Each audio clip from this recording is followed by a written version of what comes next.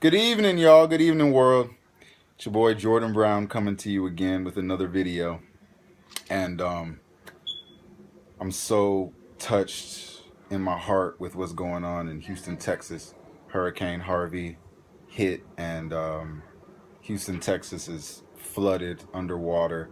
A lot of people are, you know, without homes, homeless, have lost everything. I have a lot of friends and family that reside in Houston, Texas. I love the city of Houston, Texas. It's a beautiful city with beautiful people.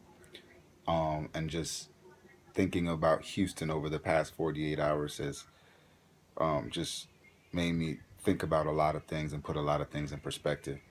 Um, so I want to come with you and share a message about helping others. And the message is it's about helping others. I want to read you a scripture coming from Galatians chapter 6, verse 2. And I'll be reading from the New King James Version Bible. And it says, Bear one another's burdens, so fulfill, bear one another's burdens, and so fulfill the law of Christ. Let me read that again. Bear one another's burdens, and so fulfill the law of Christ. And it's about helping other people. Other people have burdens, and when you bear one another's burdens, whether it's people of faith in the church or just people that strangers, anybody, you're fulfilling the law of Christ. Life is more about bearing your own burdens, but having the long suffering, the tenderness, the mercy to bear someone else's burdens as well. So again, this time in Houston has made me put a lot of things in perspective. And one thing that I know to be true in the mind of God and the heart of God is you've got to know that your situation, whatever you're going through, as bad as it may be, whether it be financial, whether it be family, whether it be your marriage, whether it be a sickness, whether it be disease, whether it be the loss of a loved one, whether it be, you know, the gamut of issues that affect us, you've got to know that things are bigger than your individual situation. If you're dealing with the financial situation and you think you're at wit's end and there's no hope, there's no answer, there's somebody else that's dealing with a situation that's worse. If you're in a situation where you're fighting for your marriage and it seems like nothing is going right, there's somebody that situation is even worse.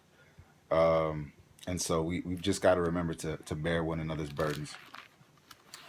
Always keeping in mind and keeping in perspective that someone out there is going through something far worse than you are, and to not look at your situation as the whole world, but rather understand that we are all connected, and there's people going through exactly what you're going through and worse than what you're going through.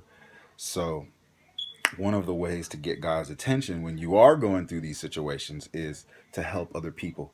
One quote that I always like is, "You can never outgive God." So if you're going through a situation in your finances where there's complete lack and dryness, poverty, try blessing other people. Try giving to that man that's sitting in the middle of the road that needs money. He needs a place to stay. You may be behind on your bills, and if when you help him by blessing him to get a shelter or a place to stay for the night, you get God's attention. You are doing God's work, and therefore God will take care of you. If you need God to take care of your situation, take care of God's people. The number one way to get God's attention to bless you is to take care of God's people. When you take care of God's people, God takes care of you. When you take care of the children that you see fatherless, without role models, God takes care of your children. When you bless someone else that's unrelated to you, then you receive a blessing, because as it says in Galatians chapter 6, verse 2, bear one another's burdens, and you're fulfilling the law of Christ. So keep that in mind as you go throughout life. You can never outgive God. When you bless other people, you fulfill the law of Christ. When you take on others' burdens, you fulfill the law of Christ. And in doing so, you reap a blessing. I even like the next verse where it says, "For if anyone thinks himself to be something when he is nothing, he deceives himself. Bear one another's burdens and so fulfill the law of Christ. For if anyone thinks himself to be something when he is nothing, he deceives himself." That's the New King James translation. But I really like the New Living Translation, which says, If you think you are too important to help someone, you are only fooling yourself. You are not that important.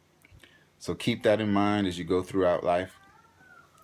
To not be so burdened that you believe that your burden, your struggle, your storm, your trial is the only thing going on in the world. There's so many things. And even for myself, this Houston situation put things in perspective. I'm going through so much right now, but to see people in Houston, Texas lose everything, walking around with backpacks, walking around in floating around in boats, standing on top of the roof waiting for a helicopter to rescue them. It reminded me of Hurricane Katrina all over again. It really put life in perspective. Keep your head up, go out there and try blessing somebody else. And that's one way that you're going to reap your blessing.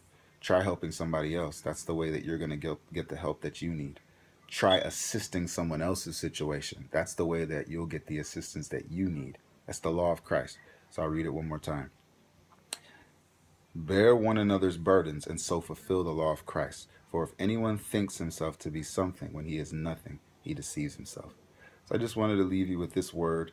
It's a word that I'm applying to my life. It's a word that I know you can apply to your life. And I want you to sit with that.